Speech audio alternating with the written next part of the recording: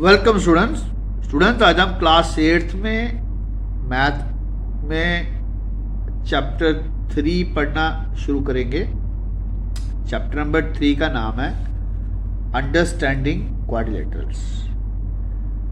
तो क्वाड्रिलेटरल्स तक पहुंचने से पहले कुछ बातें हम यहाँ पे सीखेंगे, कुछ पॉइंट्स सीखेंगे।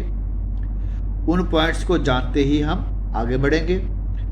तो इससे पहले आपसे एक छोटी सी बात कर लें। मुझे उम्मीद है कि आप अगर चैनल पे नए हो तो चैनल को आपने सब्सक्राइब कर लिया है। अगर आपने नहीं किया तो पहले चैनल को सब्सक्राइब कर लें, बेल आइकन को भी दबा दें ताकि आपको जब कभी भी हमारे चैनल पे कोई नया वीडियो अपलोड हो आपको नोटिफिकेशन आ जाए। तो वीडियो को लाइक करें, अपने दोस्तों तक पहुँचाएँ ताकि उनको भी फ़ायदा मिले। तो स्टूडेंट्स आज का जो चैप्टर है हमारा चैप्टर नंबर 3 अंडरस्टैंडिंग क्वाड्रिलेटरल्स, ये बड़ा ही इम्पोर्टेंट चैप्टर है। इन फ्यूचर में जितने भी आपके कम्पिटिटिव एग्ज़ाम होंगे उनमें इस चैप्टर से रिलेटेड 1 या 2 क्वेश्चन हमें देखने को मिल ही जाता है।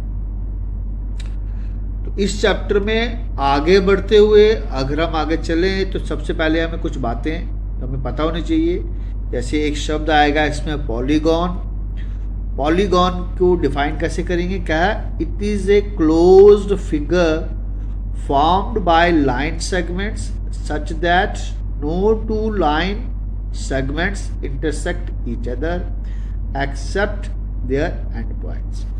यानी कि पॉलीगॉन क्या है? इंटरसेक्ट, यानी कि अगर हमारे पास सपोज करिए एक लाइन सेगमेंट थी, ये दूसरी लाइन सेगमेंट थी, ये तीसरी लाइन सेगमेंट थी, ये 4th वन थी। अब कोई भी लाइन सेगमेंट आपस में एक दूसरे को इंटरसेक्ट नहीं कर रही। यहाँ कहने का मतलब इंटरसेक्ट नहीं कर रही, सिर्फ एंड टू एंड जुड़ रहे हैं और जिस एंड से स्टार्ट हुआ था उसी एंड पे आके मीट कर रहा है। क्या कह रहा है? Except each other, intersect each other except at their end points. सिर्फ उसके एंड पॉइंट्स पे मीट करती है। ये क्लोज फिगर हमारी स्क्वायर भी हो सकती है, रेक्टेंगल भी हो सकती है, सर्कल भी हो सकती है। ठीक है, लेकिन अब हम यहाँ पे डिस्कस किसकी कर रहे हैं? पॉलीगॉन की।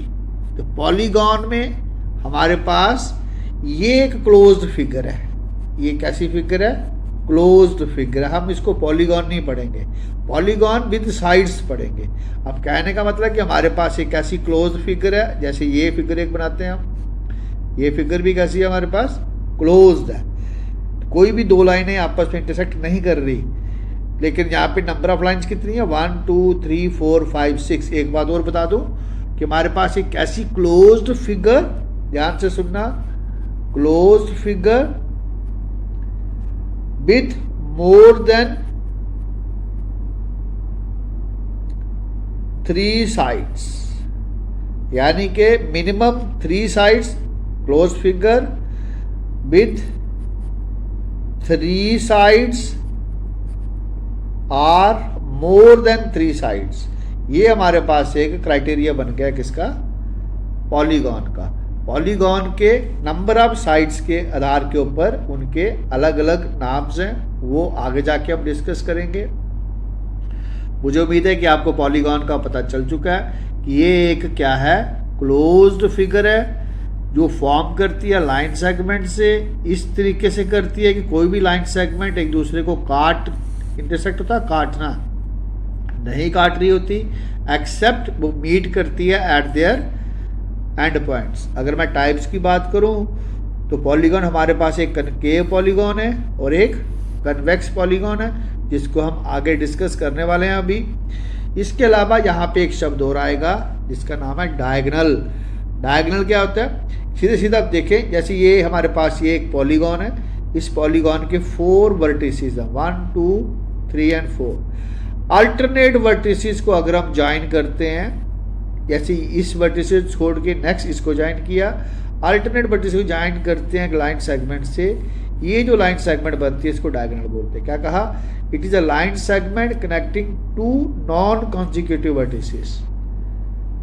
ठीक है, जैसे अब इस वर्टिस को छोड़ के यहाँ चलते हैं, तो यहाँ से एक वर्टिसेस को छोड़ के इसको मीट किया तो ये क्या बन गया, हमारा डायगोनल बन गया। इसी तरह हमारे पास अलग अलग फिगर्स में अलग अलग नंबर ऑफ डायगोनल्स होंगे, वो आगे जाके हम डिस्कस करने वाले हैं। फिलहाल अभी हमने डिस्कस किया पॉलीगॉन के बारे में, क्लोज्ड फिगर के बारे में। जैसे ये हमारी एक क्लोज्ड फिगर थी हमारी, बट कैसी थी, ये सर्कुलर थी, सर्कल था ये। आ जाते हैं हमारे पास जो कनकेव पॉलीगॉन और हमारा कन्वेक्स पॉलीगॉन कैसा है। कह रहा है इन case of concave polygon all the diagonals are not in the interior of the polygon। जैसे सपोज करो हमारे पास ये कोई पॉलीगॉन है और एक ये पॉलीगॉन हमारे पास ऐसे बना लेते हैं और ये यहां मीट कर गया। अभी हमने पढ़ा डायगोनल, डायगोनल कैसा है, एक वर्टिसिस से दूसरा वर्टिसिस छोड़ के अल्टरनेट वर्टिसिस को मीट करके बनते हैं। अब देखो ये पूरा का पूरा diagonal interior of the polygon है। अगर मैं यहाँ बात करूँ, यहाँ से यहाँ देखो, अब इसको ध्यान से देखना, इस पॉइंट से यहाँ, तो ये डायगोनल बना, ये वाला देखो ध्यान से। अब ये कहाँ है, क्या इस पॉलीगॉन के अंदर है, नहीं, ये एक्सटीरियर है। तो ऐसी कोई polygon, in case of concave polygon all the diagonals are not in the interior, यानी कि इसके सारे डायगोनल इंटीरियर में नहीं होंगे। But in case of convex सारे डायगोनल कहाँ होंगे, इंटीरियर। जैसे इसका एक डायगोनल, एक इसको ये मिलाया मैंने, ये अंदर है, लेकिन ये वाला जो डायगोनल देखा हमने, जैसे वाला नाम डालने इसका, जैसे बी और सी रख दें, तो जो बी सी है हमारा वो कहाँ पे है, एक्सटीरियर में है। अगर हमारे पास कोई ऐसी पॉलीगॉन है जिसका एक भी डायगोनल अगर एक्सटीरियर में है तो उसे बोलेंगे हम कनकेव। अगर सारे के सारे कैसे हैं, इंटीरियर में है, उसे बोलेंगे हम कन्वेक्स। क्या बोला, in case of concave polygon all the diagonals are not in the interior of the polygon, while in case of convex polygon all the diagonals lie entirely in the interior of the polygon। मुझे उम्मीद है कि आपको ये convex polygon और concave polygon का भी आपको पता चल गया।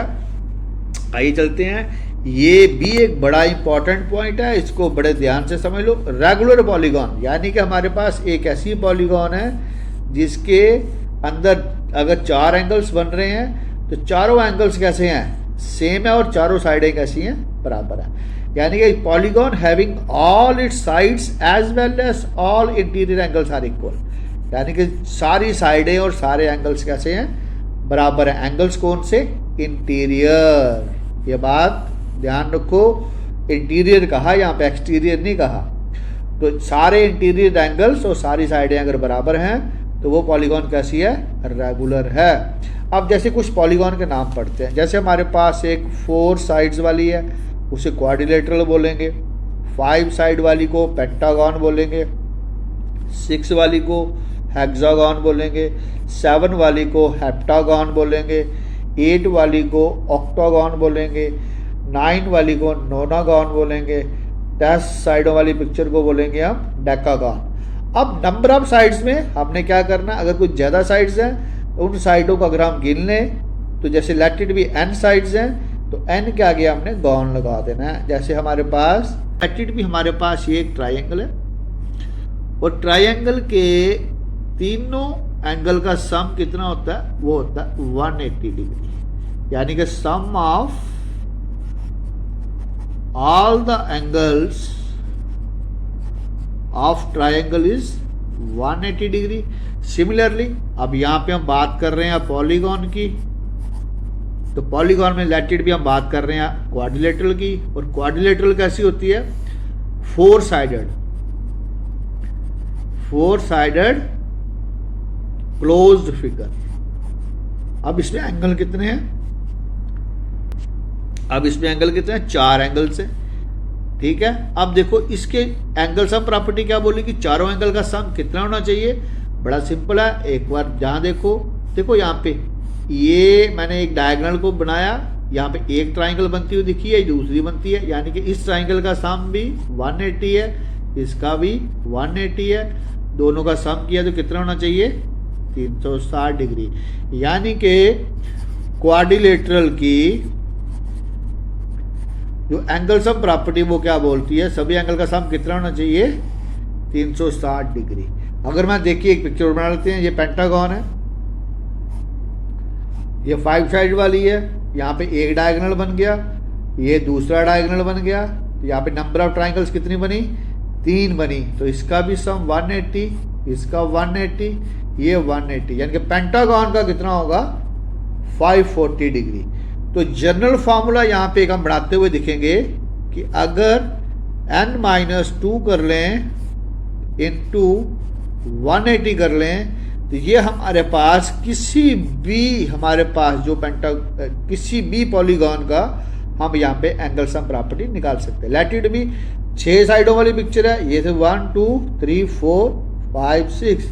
अब इसकी एंगल सम प्रॉपर्टी कैसे निकालेंगे, नंबर ऑफ साइड्स कितनी है 6 -2 इंटू 180, यानी कि 4 इंटू 180, यानी कि 720, यानी कि ये जो हमारे पास 6 साइडेड फिगर थी, इसकी एंगल सम प्रॉपर्टी क्या बनी, वो बनी 720 डिग्री।